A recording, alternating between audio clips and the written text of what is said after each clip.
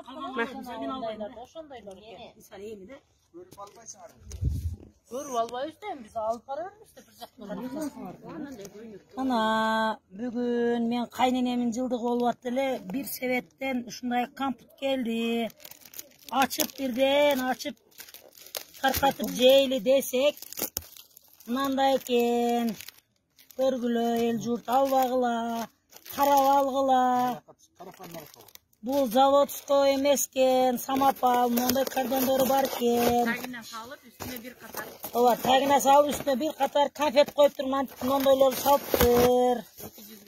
200 грамм конфет. Конфеттин ичиндеги дагы заводской шоколадный эмес экен. Мындай простой вафлиден салып туруп, ушундай кылышыптыр.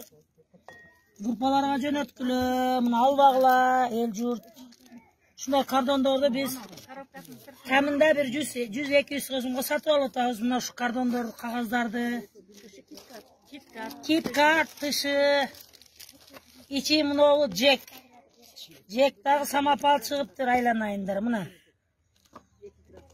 Мына ошону дагы билген адамдар себетке алсаңар жакшынакай кылып алгыла, карап. Эми муну алган адам дагы камында бир 150 сомго алгандыр. Тышы киткат, ичи жек. Жектин ичи муну вафли.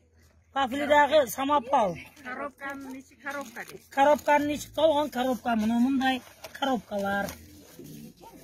Бирок алган адам дагы муну аш кыла алабы? Алла Таала карап турат мына. Муну кандай аш кылат биле албайм мен дагы. Ушуну группаларга жөнөткүлө.